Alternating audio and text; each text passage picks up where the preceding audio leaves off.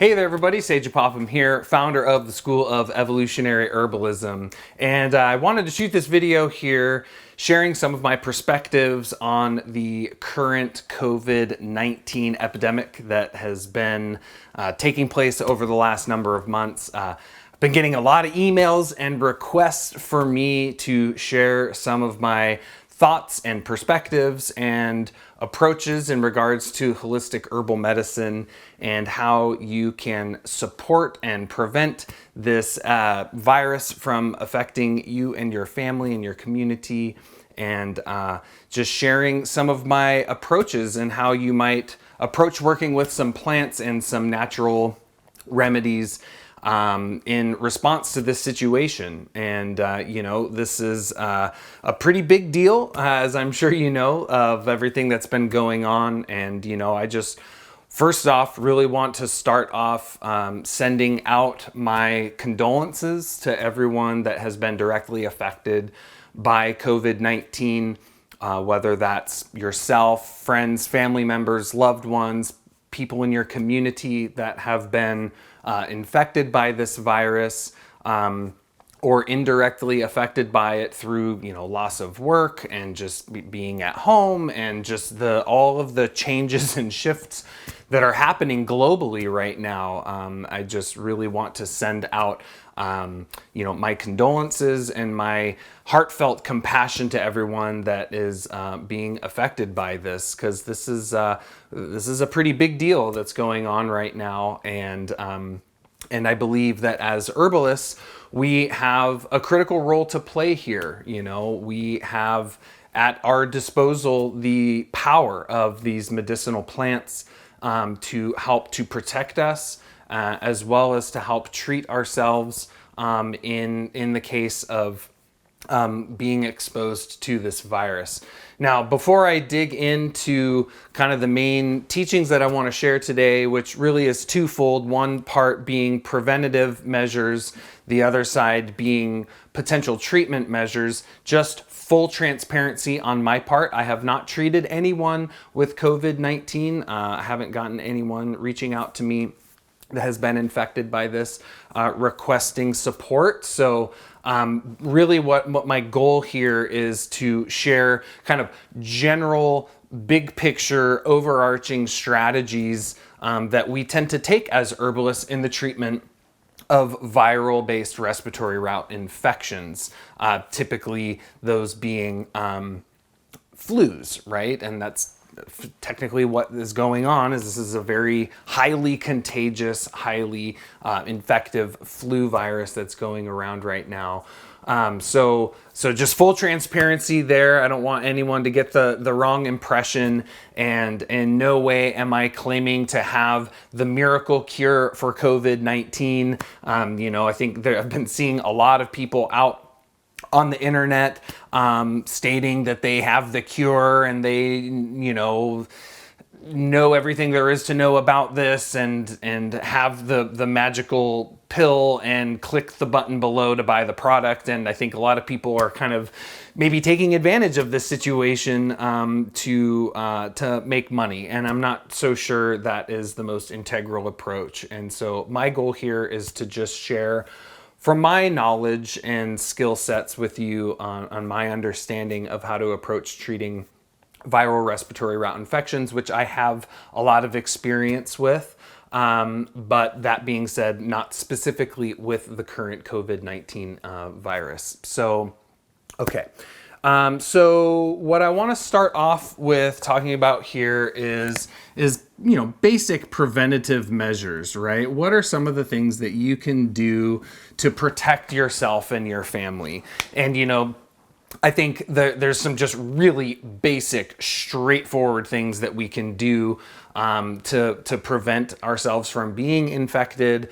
There's a lot of information about this out there right now. And I think top number one, obviously, is proper hygiene, right? So following proper hand washing procedures is very important. Everyone's talking about this, how to properly wash your hands. And I know it's kind of like a bit of a no-brainer, but it is actually really surprising how few people actually do properly wash their hands, right? And so, you know, there's a lot of information and charts and diagrams and things like that showing you how to properly wash your hands. Follow those. And I think it's also very important to really make sure we're like cleaning under our nails and things like that as well.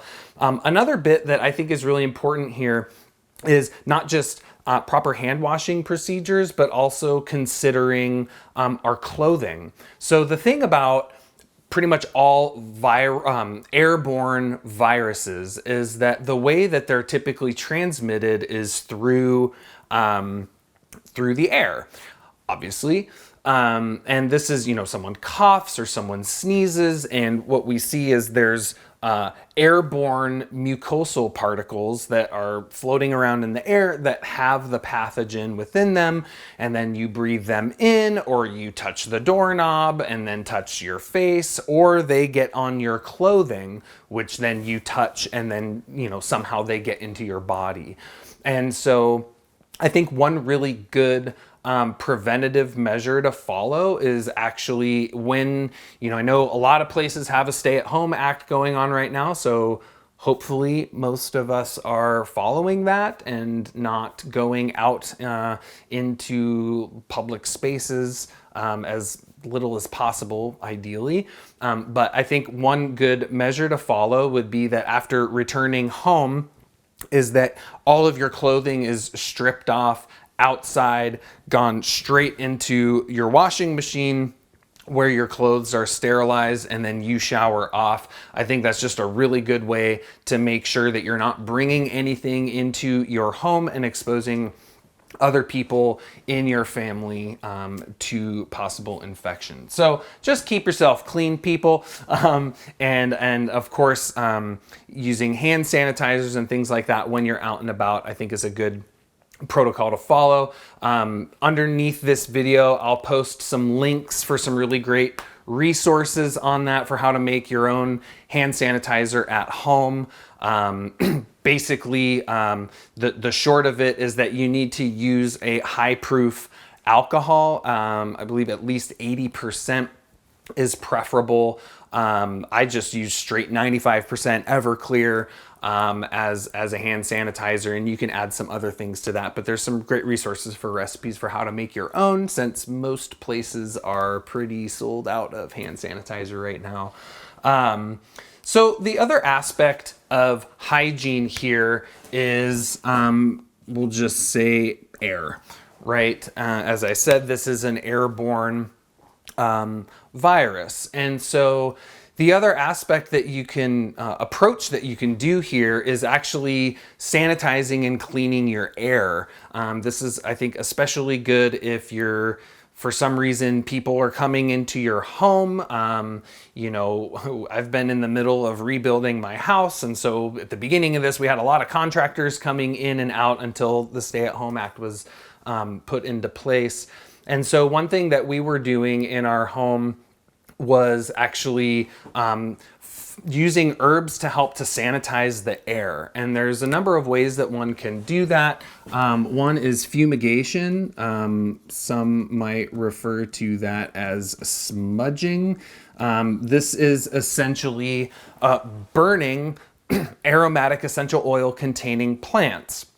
And this is a practice that's been in place for a very long time. You know, the fumigation. When we burn plants that are very rich in volatile oils, most plants really that contain volatile oils have a certain degree of antiseptic properties to them. And so when you burn them, those constituents volatilize into the air, can come into contact with any airborne pathogens and can neutralize them.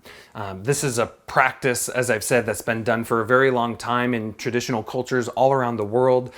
This was actually, you know, back in the day when people were living in small farms and rural kind of areas. One of the main times that people would all come together was Sunday church, right? And this is if, someone on this little farm had some sort of infection and then everyone's gathering at church, that's the place where a lot of times these things are going to get passed around. And so there we see things like burning of frankincense and myrrh as being a means of purifying the air. So lots of different plants in this category. A lot of the artemisias have been used in that way, mugwort, the desert sages, the white sages white sage, Salvia apiana, has been used in that way. A little bit of an ecological factor with that plant, so I would just exercise a little caution in using that herb. But really, all of the evergreens, the cedars and the pines and the spruces and the hemlocks and the firs, all of those herbs are very rich in volatile aromatic essential oils. Now, another way that this is done, and I would say more of our modern approach, is with diffusers, right? So one can use an essential oil diffuser, which is just a unit that you put a little water in there and a little bit of essential oils, and it starts to diffuse those oils through the air. So that is another mechanism that can be used for purifying the air. Another way, a simple way of doing that, is just boiling herbs on your stove, right? So it's essentially achieving the same purpose. You can go out and gather any type of evergreen tree and put it in a pot of water, stick it on your stove, and boil that and allow that steam to permeate through your home as a means for purifying the air. Another way that you can do this, I'm not so sure it's the most ideal. It works very well though, is an ozonator. You definitely don't want to run this while you're in your home because it can be very irritating to the respiratory system. But I have heard of people using ozone generators in their home, maybe if they're going to be out and about, running it for a few hours in the home just to purify the air. So I think that's a valid approach, is using these types of plants, aromatic plants, to purify the air and the space that you're living in, as another kind of sense of, so we have kind of like our own personal hygiene, and then we have more of our spatial hygiene as well. Now, kind of going to a little bit of a deeper level here, we have the aspect of herbal medicine where we can use plants in a way to strengthen our overall immunity and vitality, and specifically the health of the respiratory system. And this is an overall category of herbs that we might refer to as respiratory tropho-restoratives. Pardon my chicken scratch. Or kind of conversely, or alongside, would be what we might refer to as an immune tonic. And these are remedies that are oftentimes used for people that have weak, low, deficient immune systems. This can be from on the more minor side or mild side of just people that constitutionally have weaker immune systems and respiratory systems. They just tend to catch every little cough, cold, and flu that is floating around in the air. To the more severe situations where people have compromised immunity due to things like cancer or other more severe diseases that depress their immune system. But these are remedies that we can use generally while we're not acutely sick, to keep us that way, right? That's the way I always like to explain these plants, is that oftentimes these are not just plants, but remedies, because many times these remedies are actually contraindicated during an acute illness. So they're used to keep you healthy. And some of my top remedies here that I'm suggesting people to work with if they are constitutionally suitable for you. There's three main ones here that I personally really like to specifically strengthen the respiratory system as well as the immune system. And the first one here is astragalus. It's Astragalus membranaceus. This is a remedy that comes to us from Chinese medicine, and it is classically used to improve respiratory health, improve immunological function, and to kind of close down the surfaces of the body. It's actually kind of like what we might refer to as an anti-diaphoretic. It inhibits excessive sweating. It kind of closes the body from and protects it from external invasion, right? Now, this is one thing that I think a lot of people misunderstand about astragalus, and I see this plant misused a lot. They see, oh, astragalus, it's good for my immune system. I have the flu, I'll take some astragalus. And it's like, no, that's not how to use astragalus. Because when you have a fever, or the fever that oftentimes will accompany a flu, is that your body is trying to sweat it out, right? And astragalus is actually closing the pores of the skin. So they say in Chinese medicine that this plant strengthens the Wei Qi, which is that protective mechanism of the body. And it's said that during an acute infection, if you use astragalus, you're actually driving it deeper into the body, which we don't want. So astragalus is a really great plant as a preventative mechanism. Keep in mind that it does have a warming energetic quality and a moistening energetic quality. This is particularly beneficial here as it's seeming that earlier stages of COVID infection do tend to lead to a very dry respiratory system, which we'll talk about more later. But astragalus can be a really great means for helping to maintain the proper health of the respiratory system, as well as strengthening immunity. The other big remedy here that I really like, also coming to us from Chinese medicine, is cordyceps. Cordyceps is a mushroom remedy, and this is another remedy used to strengthen the vital energy of the lungs, right? So it's a plant that's used to build and strengthen the constitutional vitality of the respiratory system, as well as all of incredible benefits for the immune system as well. Keep in mind though, cordyceps can be a little stimulating for some people, so it's good to use smaller amounts of this remedy. I always want to say plant, but this is not a plant. So yes, because this is a plant that is working through the endocrine system. It does have adaptogenic effects, and for some people it can be a little stimulating, so keep that in mind when working with cordyceps. And then the third remedy that is probably my favorite is the reishi mushroom.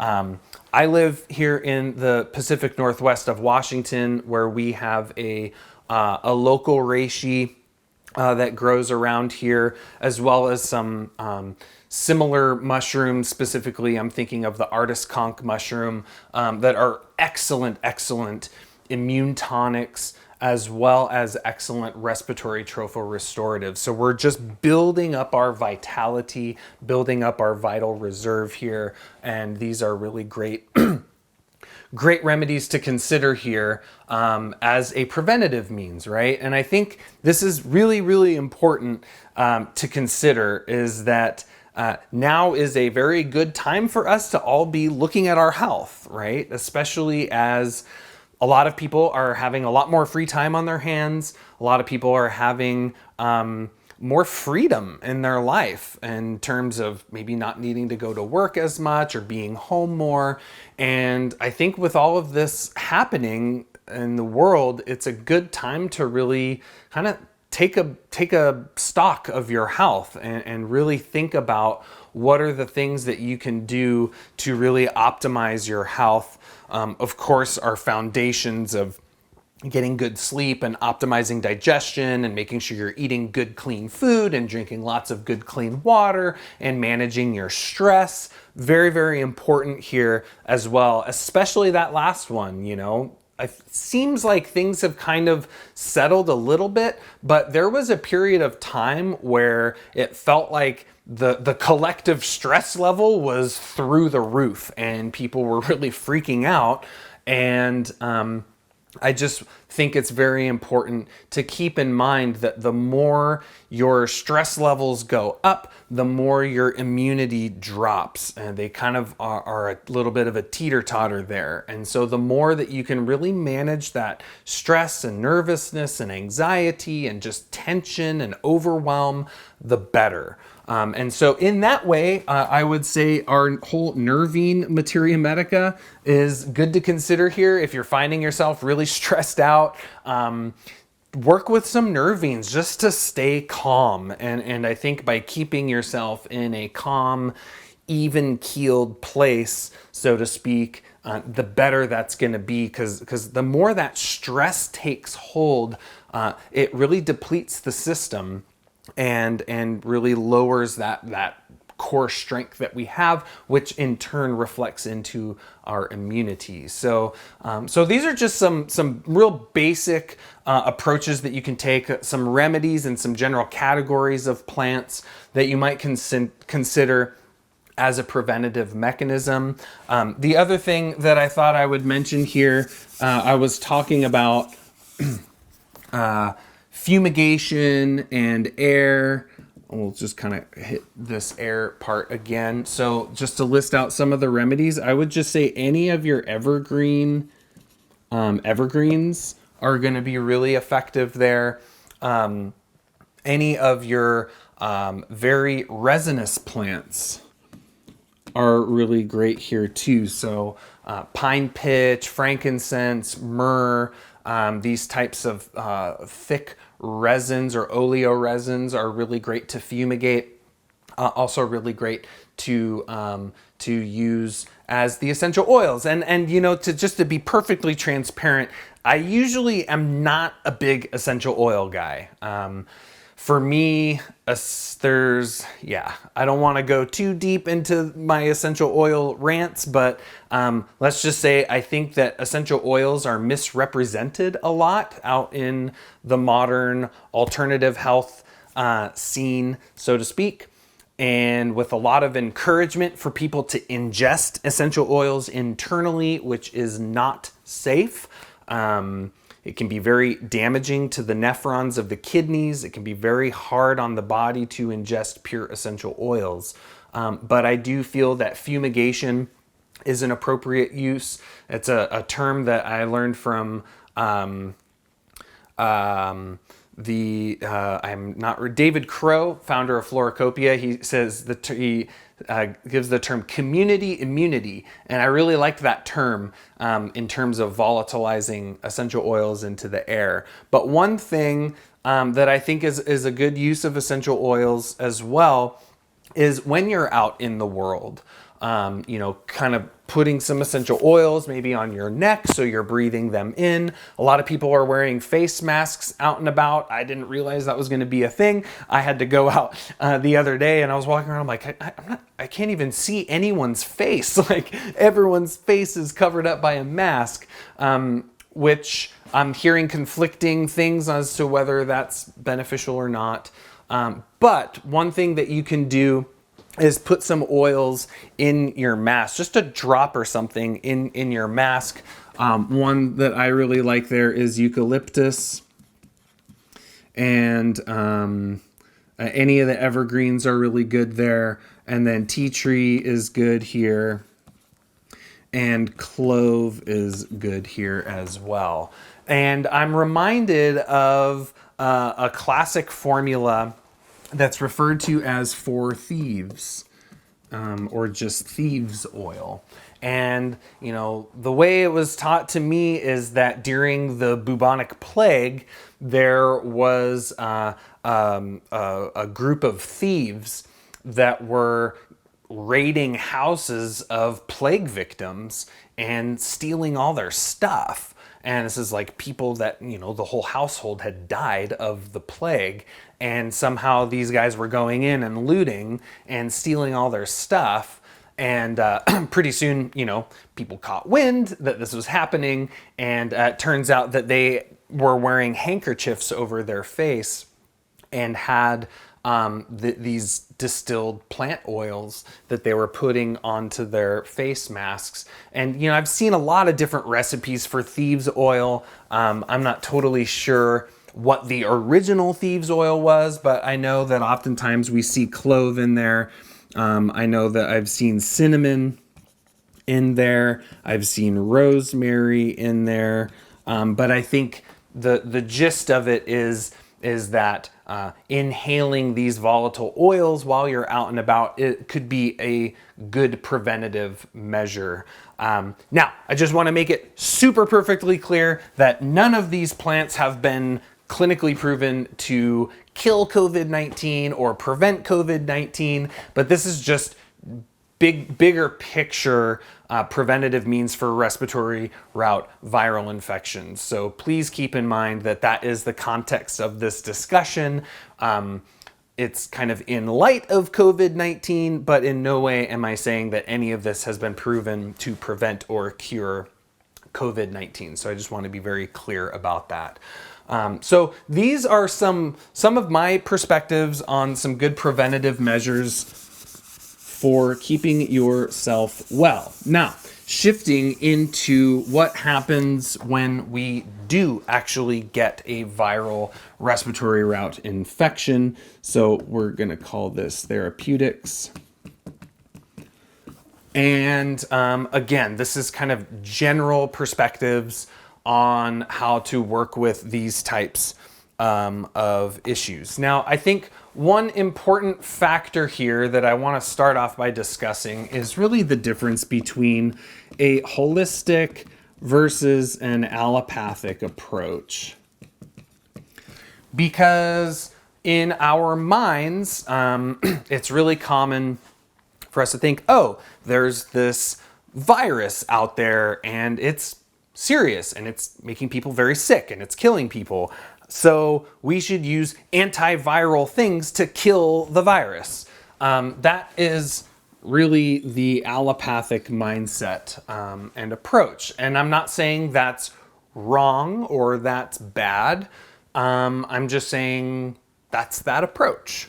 Now, from more of a holistic perspective of people and medicine and disease, we see that it's not so much about killing the virus, rather it's looking at what is the ecological state of the tissues of the body.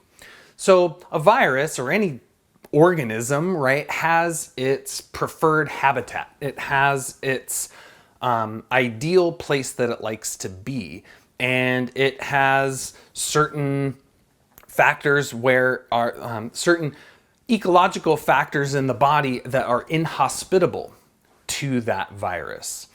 And so from the holistic orientation, generally speaking, we don't just want to think in terms of kill the virus. We want to think in terms of adjust the ecological state of the tissue to make it inhospitable to these pathogens. And this is where looking at what the physiomedicalists would refer to as the tissue states, or, in Ayurveda, we would look at what is the quality of the doshas in the tissues. We're looking at basic constitutional factors of an organ system. Is the tissue, what's the temperature of the tissue? Is it really hot and irritable and inflamed? Is it cold and depressed in its function? And a big important one here, especially in terms of the respiratory system, is the moisture quality, right? So because the respiratory system is lined with this mucosal membrane, and when that mucosal membrane becomes either too dry or too damp, we start to run into some issues.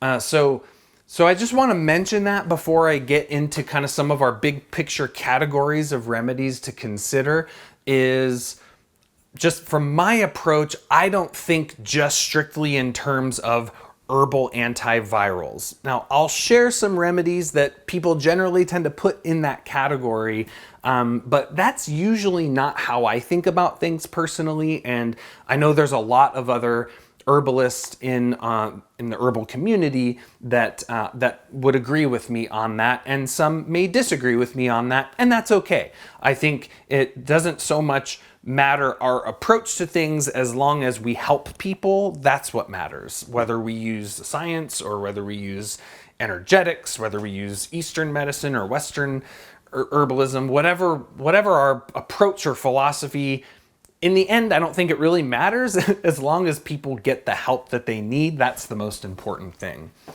So with that, I'd like to start off by sharing generally what our main therapeutic categories are in terms of herbs for respiratory route infections. And the first big category here is our expectorants, because typically when we're looking at respiratory infection, it tends to be accompanied by a cough. We tend to see structural and functional changes within the respiratory tissues.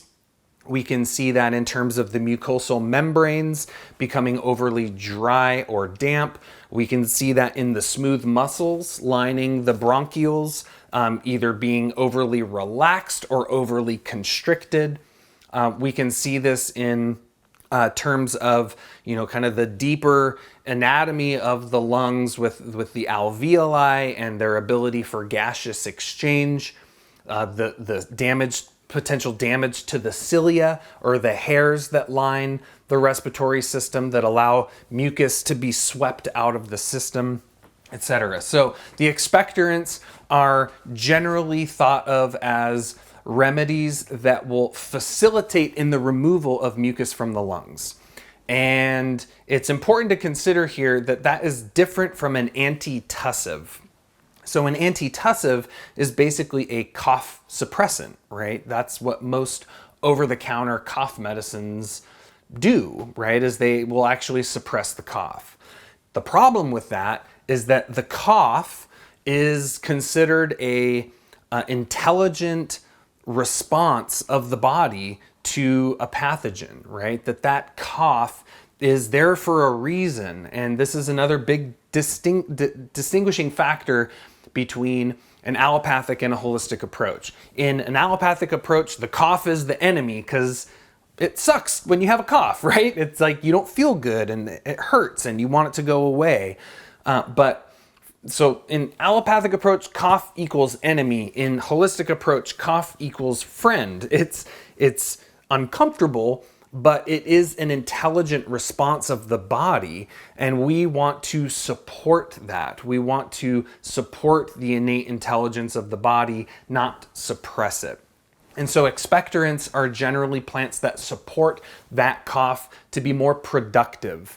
Now, oftentimes we'll see expectorants, that category kind of on its own. But what's really important here is that there's a lot of different types of expectorants, and a lot of those plants are very different. So I think further refinement in terms of this classification of plants is important for us to get more specific about what types of remedies are going to be beneficial here. So the main differentiation that I think of in terms of expectorants is, on the one hand, we have what we would refer to as stimulant expectorants. Now, the stimulant expectorants are typically warming, pungent, aromatic, resinous, essential oil containing plants.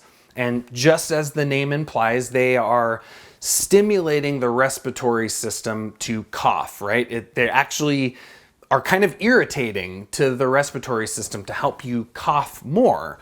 So these are typically used in conditions where the respiratory system is excessively cold and damp. So these are hot, dry plants typically, and they are used, you'll oftentimes see a very thick moist coating on the tongue.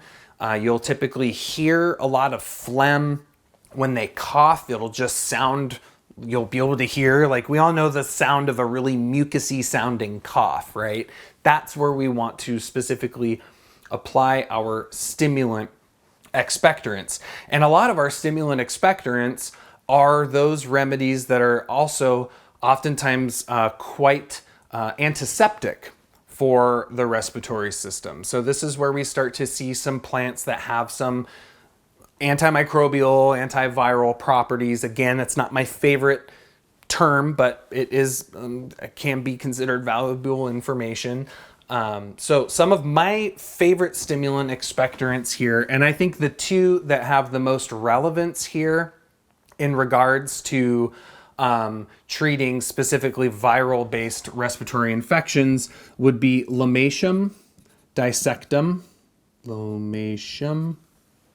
and osha, or ligusticum porteri.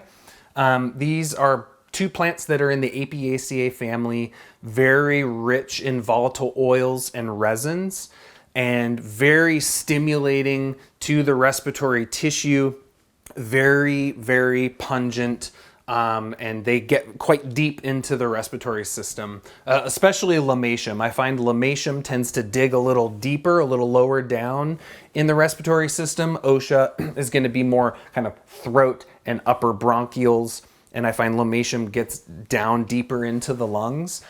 These are two, I think, very important plants to consider here, but keep in mind they're very warming and they're very drying. So if someone has a lot of heat and irritation accompanied by a dry cough, these plants are very contraindicated. They actually will further dry out and heat up that respiratory system, and oftentimes can actually make someone's cough worse. So that's something that's really important to consider here. Another one of my favorite stimulant expectorants is elecampane root, or Inula helenium.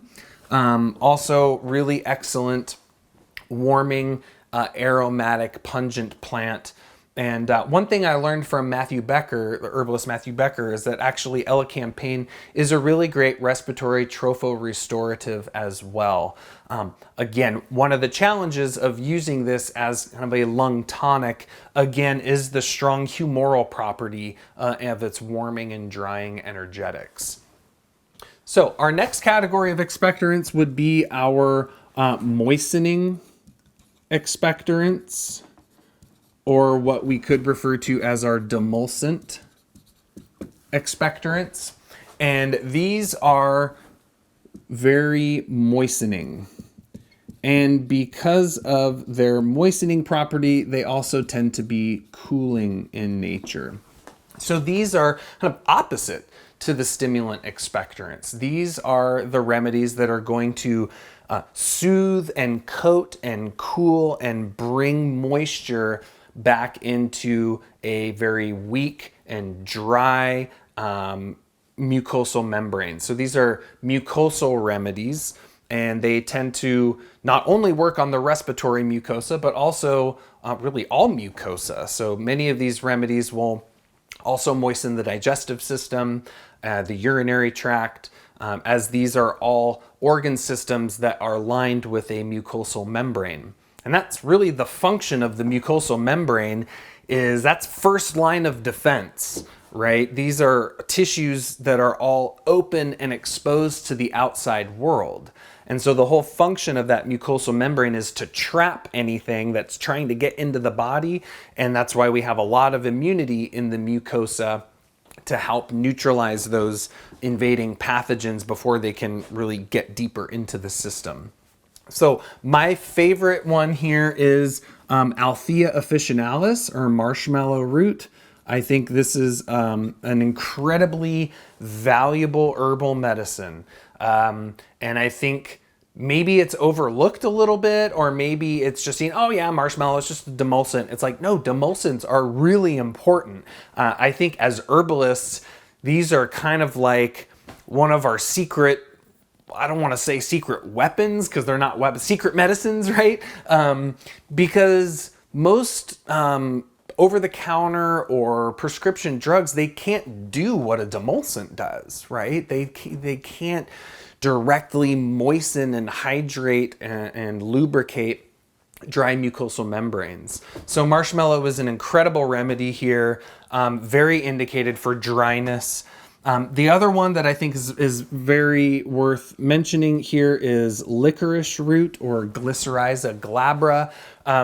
One of the benefits of licorice not only is that it is demulcent, but it also has been studied to have pretty broad spectrum antiviral properties. So I think licorice is a very valuable remedy here.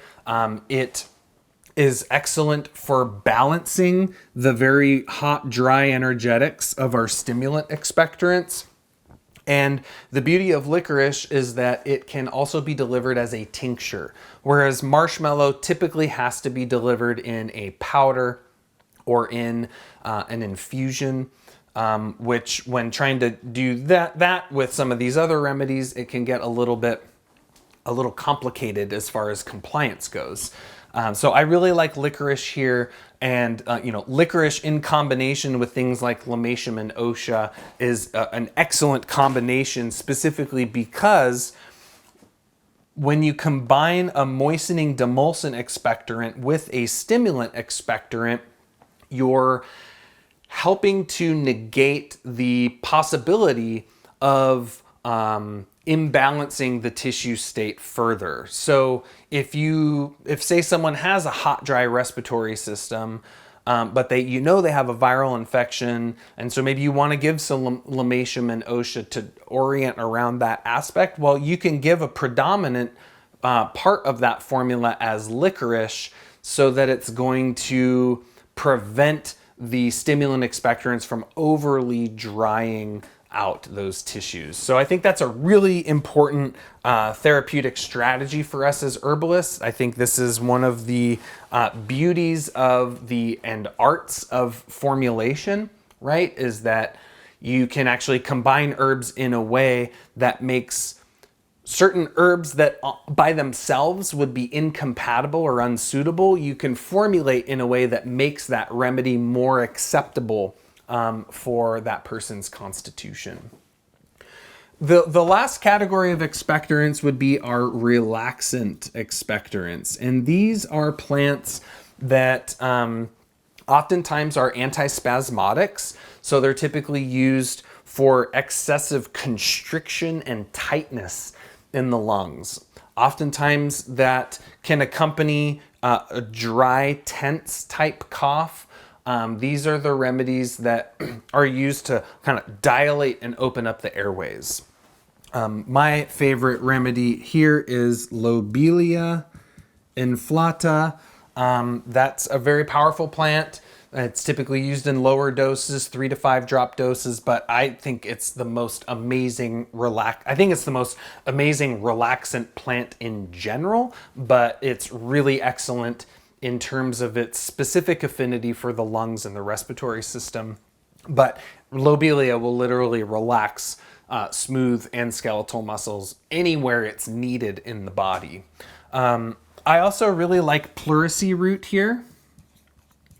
This is Asclepias tuberosa, and this is also an excellent relaxant expectorant. Now, the interesting thing about many of our relaxant expectorants, but especially Lobelia and pleurisy root here as well, is that they're also amazing relaxant diaphoretics. And that is why I think they're very applicable remedies here, because they not only treat respiratory constriction, but they also support fever. And that is actually the next category of remedies that I'd like to talk about. So expectorants, very, very important here to consider. And I think it's good to keep those categories of expectorants in mind. And you have to really follow the case. Like when you're working with someone with a respiratory tract infection, it changes a lot. And this is something we're seeing with the COVID infection, is that Typically, it's starting out as a very dry cough. And so focusing on our demulcent remedies is probably going to be important in the earlier stages. But as it progresses, we're seeing significant damp accumulation in the lungs as well, which is going to point us more towards our stimulant expectorants to help to dry out those excessive fluids. There are also other categories of stimulant expectorants that tend to be actually more bitter. So they tend to be bitter and draining to fluid accumulation. A great bitter expectorant here would be a remedy like andrographis, as well as hyssop and horehound. These are really excellent bitter expectorants as well. Okay, so our other main category here is our diaphoretics. And like an expectorant, a diaphoretic is a plant that innately supports the vital force. And these are plants that support the vital force's response via a fever. So this is a super important point in general when we're looking at holistically treating a fever, and that is, again, non-suppression. So like the cough, the fever is an intelligent response that we want to support, we want to encourage, we want to help it to do its job. The unfortunate thing is that typically fevers, again, in allopathic approaches are seen as the enemy. They're seen as the bad guy, and we need to take that fever away. And also, unfortunately, there's lots of very powerful over-the-counter drugs that are very effective at suppressing a fever. This is really our whole category of drugs called non-steroidal anti-inflammatory drugs, or NSAIDs, your aspirin, your ibuprofen, your Bayer, your Tylenol, all that stuff. These are all very powerful anti-inflammatory medicines that basically will shut off that whole fever response, which, you know, for the person that has a fever and you pop a few aspirin and that fever goes down, it's like, great, you feel amazing, like relief, you know, which is good because a fever sucks and no one likes having a fever, right? But the unfortunate thing is that during that time frame where your fever is suppressed, that pathogen is reproducing like crazy. Because when a pathogen enters the body, your immune system responds to it and kind of reads the protein structure of that pathogen and reads what it is and sends a signal to the hypothalamus, the higher regulatory centers of the brain, which controls kind of your body temperature, but also the peripheral venting mechanisms, right? The opening and closing of the pores of the skin. So the way a fever works is that the hypothalamus, the basal set point of the temperature is increased, and then the pores of the skin are closed, and body temperature goes up. And the whole premise of that fever is to, that heat is basically cooking out, so to speak, that pathogen, typically through denaturing protein structures. And so when that fever is suppressed, that's not happening anymore, and thus that virus is able to reproduce. So I think a really important thing to remember here in this COVID situation is that if someone has a fever, they probably shouldn't take NSAIDs. I know they bring a lot of relief and make you acutely feel better, but with how fast this virus moves, I think that period of time where the fever is suppressed can be very dangerous. And I think it's really important for people to know that and to be educated on that, because most people don't think it's that big of a deal because it makes you feel better. So in light of that, we have our diaphoretics, and these are plants that support the fever in doing its job. And like expectorants, there's two primary different subcategories of diaphoretics that I think are important to understand. The first is, again, our stimulant diaphoretics. And again, these are typically hot, dry plants. And these are remedies that usually are circulatory stimulants. So like the expectorants, they typically are warming, pungent, aromatic, very rich in essential oils. They typically warm the center, they warm the stomach and the digestive system, and they push blood out to the periphery. So some remedies here are things like cayenne pepper. Most people that have had really ripping hot sauce that gets sweaty have experienced the stimulant diaphoretic property of cayenne, or really any spicy pepper. Ginger's really great here. Garlic is really great here. Black pepper can be stimulant diaphoretic if you take enough of it. Horseradish. Really anything that tastes spicy and makes you sweat is basically going to fall under the stimulant diaphoretic category. Now, in terms of fever, what we see is that oftentimes fevers move in stages, and that can kind of be traced to what's going on physiologically in the body. So oftentimes earlier stages of a fever, you actually feel cold. So this is when your hypothalamus has reset basal body temperature to, say, 102 or 103, when normal is 98.6 or something. So once the hypothalamus has reset that basal body temperature point to here, but you're here, you feel cold, right? So this is typically where you feel cold, shivers, low energy, pale skin, sluggish, feeling sick, but you're not like hot and sweaty and red and tense and really feeling feverish. That's when you want to use your stimulant diaphoretics, right? The stimulant diaphoretics are for when the person looks and feels cold. In contrast, we have our relaxant diaphoretics, and these are specifically used for, let's see, well, these ones are hot and dry. These ones are, they're relaxant. There's not really any other way to say it.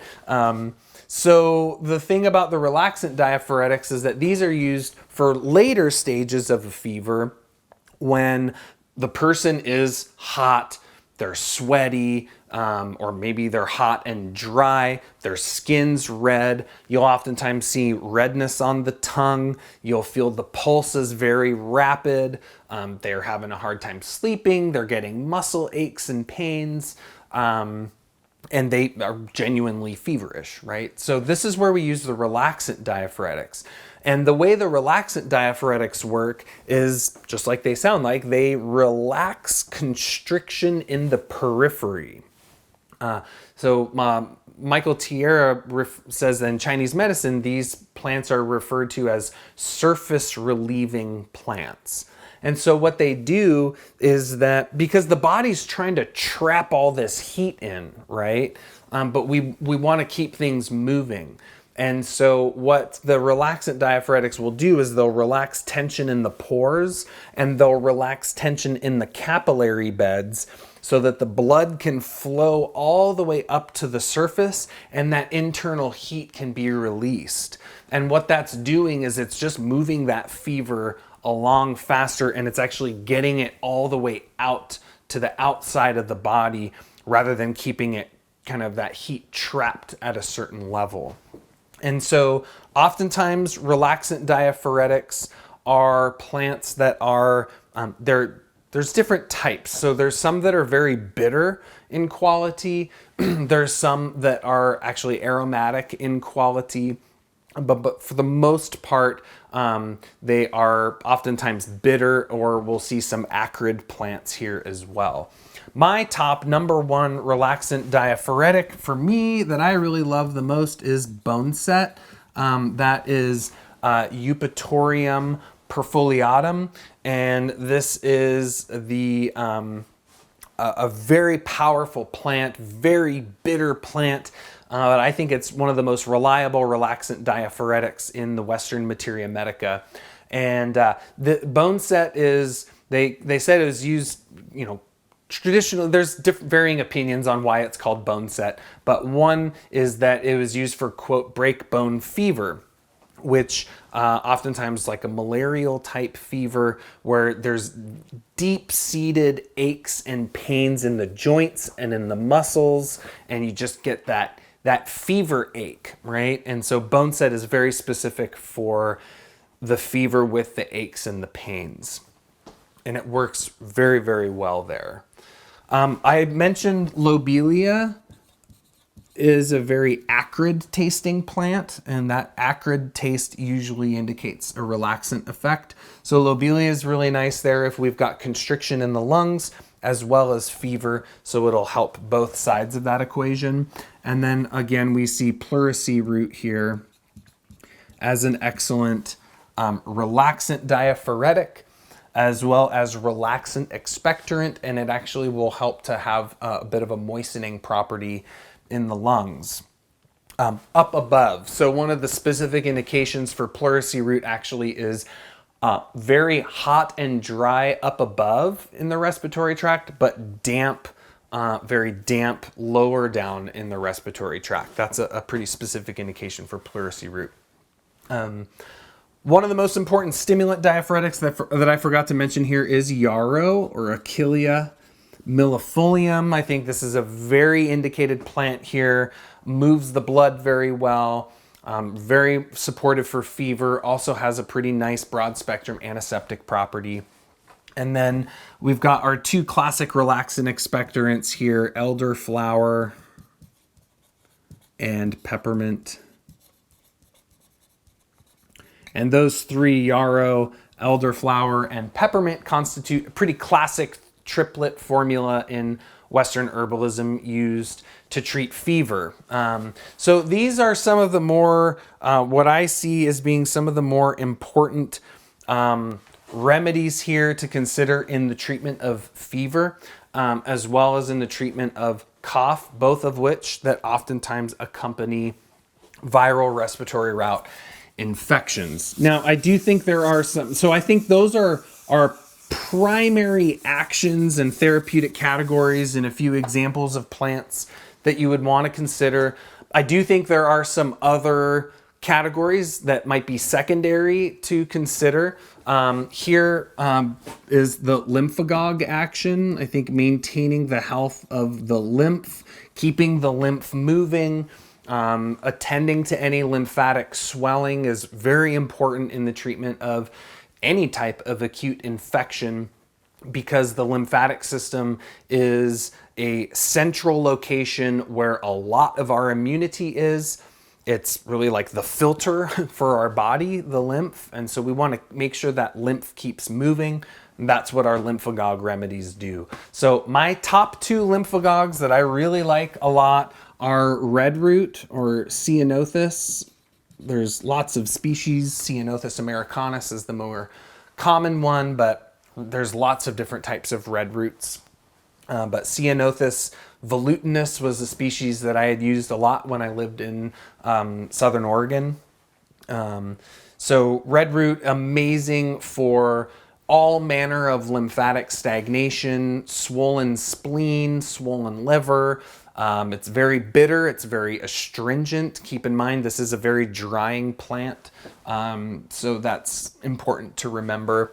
And then the other really strong one here is poke root or Phytolacca decandra. And this is, again, a very strong lymphagogue plant. It is generally considered a low-dose herb in herbal medicine, because higher doses of it can be a little irritating to the digestive system. That being said, I do know of practitioners that use poke root in actually pretty high doses. Typically, they're treating pretty severe diseases like cancer in those cases. But I think red root and poke root are two really good lymphagogues to consider. I consider them a little more on the stronger side of the lymphagogues, But this is a situation where I think if someone's got a lot of lymphatic swelling, we want to really get that moving. Some other herbs that could be applicable here. Red clover is generally regarded as a mild to moderate lymphagog. It is effective for cleansing the lymphatic system. I think there's an added benefit in that it is a moistening expectorant as well, so that we can see, I think a good approach for herbalists when we're choosing herbs to give to someone is what herbs cover the most of what we need to address in that person, right? So for example, if someone has a dry cough and lymphatic swelling, well, rather than giving them a demulcent expectorant over here and a lymphagog over here, well, we could get them both in red clover. And that is what we might consider a specific remedy for that person's presenting symptoms. So red clover is a really great option. I also really like cleavers a lot. Some people consider it pretty weak, but I've seen cleavers work miracles. It is preferred to make sure you're using cleavers fresh, though dried cleavers is generally considered pretty inactive. So I think fresh cleavers is definitely the way to go. I primarily use fresh tincture of cleavers, but lots of practitioners use a frozen juice of fresh cleavers, or even a juice of cleavers that has been preserved in a small amount of alcohol to preserve it. So those are, and then the other one would be calendula. I think calendula is a really excellent remedy here as well, in the way it supports so much. The lymphatics and tissue healing and bitter tonic in the liver. It does have some inflammation modulating properties as well. So the lymphagogs, I think, are really good secondary actions to consider here in the treatment of viral respiratory infection. And the last one here that I thought I would mention would be the quote antivirals. And again, I'm not a huge fan of thinking in this way about plants. Oftentimes, the whole concept of something being antiviral is based off of petri dish studies of isolated plant constituents. And so, there's like these jumps in logic, I think, that happen where, we take an isolated chemical of a plant and we put it in a petri dish with some sort of virus, and we see that isolated plant chemical killed the virus or deactivated the virus. And then we say, oh, this plant cures viruses in human beings. It's like, no, that single constituent in the plant killed an isolated virus in a petri dish. That's what that means. So I'm not sure, it's like there's two sides of everything in herbal medicine, and really strong opinions, and both opinions have really convincing research and information and arguments on both sides. I always find myself straddling both because I like to, maybe I'm non-confrontational and like to be in the middle. But so I think we can learn something valuable from scientific research about plants, but I think it's really important that we don't make too large of leaps in terms of what we derive from that kind of information. But generally speaking, some of the main remedies that are considered antiviral herbs for the respiratory system, I mentioned two earlier, lomatium and osha. And I think lomatium is a really important remedy here. This was one of the main herbs used during the huge flu epidemic in the early 1900s. And it was said that there were some First Nations people and people living in communities that were working with lomatium as a preventative, and all those people didn't get sick. So I think lomatium is a really valuable plant to consider here.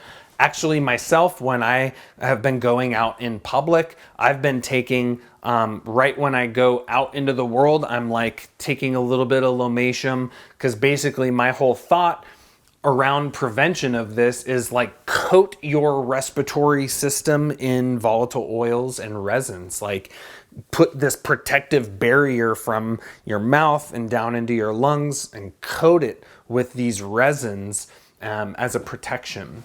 And so that's the way I've been using limatium a little bit as a preventative, small amounts, because it is a pretty strong plant. Other remedy here is usnea lichen. Now, usnea has definitely been shown, or usnic acid has been shown to be very broad spectrum antiseptic, antimicrobial, antibacterial, antiviral. The one thing about usnea that we have to be a bit cautious of is that it also has some fever suppressing attributes to it. So it actually is considered a febrifuge, or something that will lower a fever, but not like a diaphoretic. So it's actually, I don't personally like to use usnea when someone has an acute fever, because unless they really need to get that fever down. So that is another remedy to consider here, usnea tincture. Of course, elderberry is kind of considered a catch-all antiviral remedy. It's been seeming like there's been some interesting things coming out about elderberry that's kind of questioning its antiviral attributes, or whether it's really safe to use during acute viral infections. I mean, I've used elderberry a lot for acute viral infection, and it's always seemed to work quite well.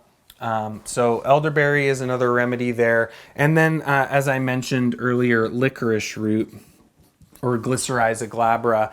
I think that's an incredibly valuable plant here to consider, because it's so demulcent and soothing, and inflammation modulating, and just so much of what I think would be beneficial for this situation can be found in licorice. So these are some of the main remedies and overarching categories of remedies that I would encourage you to look into and to work with as a preventative means for yourself and your family and your community in light of the COVID-19 infection. And, you know, I just want to close by saying, you know, there's this whole physical infection, this whole physical virus that's going on right now. But, and not to get too woo-woo or esoteric on you, but for those of you that have been following my work for a while, you know that to me, I'm pretty woo-woo accepting and spiritual in my orientation to herbal medicine as well.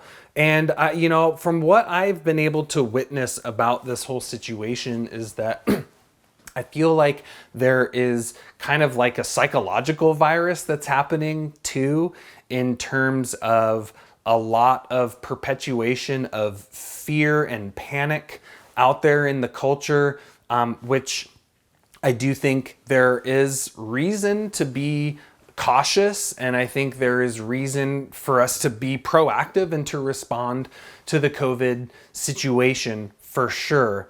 But it almost also feels like that there is some fear mongering that's happening too, and a lot of paranoia that's being induced in people. And I just think that it's important for us to keep that in mind as well. You know, the whole way a virus functions is that it doesn't have its own DNA. It's like almost like it doesn't have its own identity. And so the way a virus works is that it invades the cell, docks onto our own DNA so that it can reproduce itself. And I think that's very metaphorical in a way of what I think is kind of happening for some people psychologically, of like something is getting into their minds and maybe overriding their logic or overriding their ability to maintain a sense of calm and center and clarity. And I just want to encourage everyone out there, if you're still with me, thank you. It's always kind of amazes me that anyone makes it to the end of my rambling videos, but I just want to share some encouraging words, really.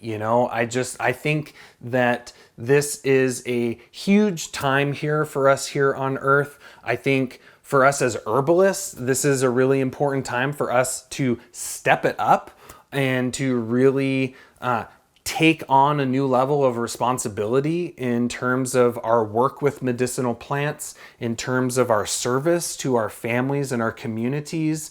I think this is a time, as a lot of us have a little more time on our hands, to level up our herb skills and, to read those books that have been collecting dust and to log into your online herb courses and really learn what you need to learn in order to be an effective herbalist. I really think that this is just the beginning of these types of things. I really feel like that the earth has been reaching a tipping point for a really long time, that human beings have been living on this planet in a way that is very unsustainable, is causing a lot of harm to all life, ourselves included.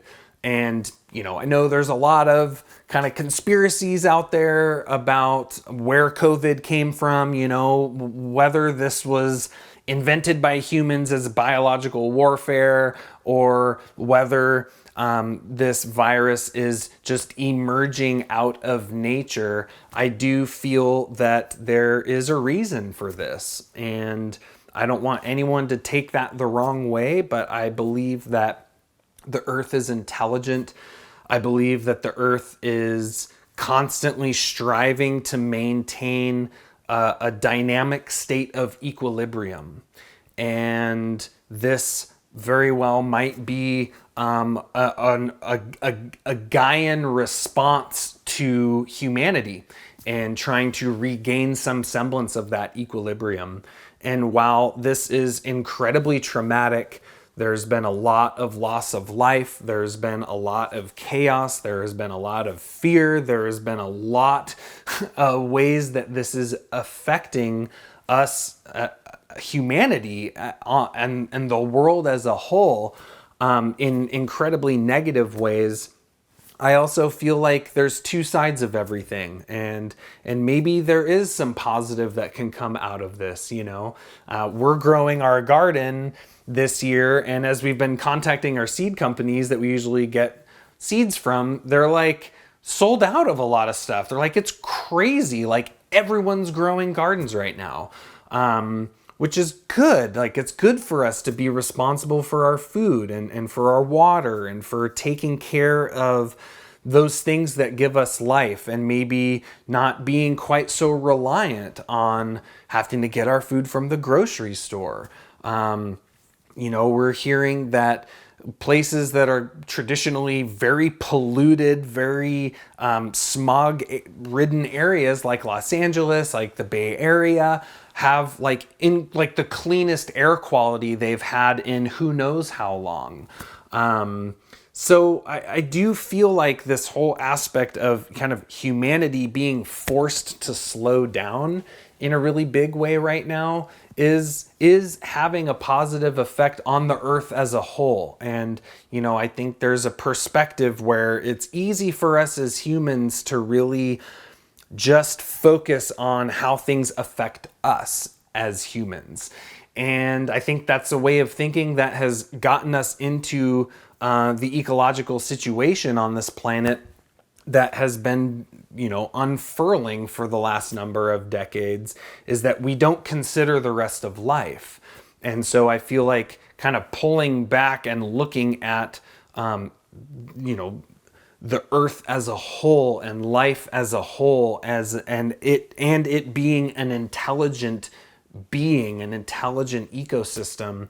I really think this is all happening for a reason. And I just want to encourage each and every one of you to just stay strong in these changing times, to put your faith and your belief in nature, to put your faith and your belief in the plants that you know and that you love and that you work with and that you depend upon. And I think, I remember hearing an herbalist saying, like, well, there's nothing that we can do about about this. This thing's too big. It's too serious. You know, you know, there's no way that the plants are going to be able to help us with this. And I was kind of like, it kind of almost hurt my feelings a little bit. I was like, really? Like, where's your faith in our medicines? Where's your belief in these plants?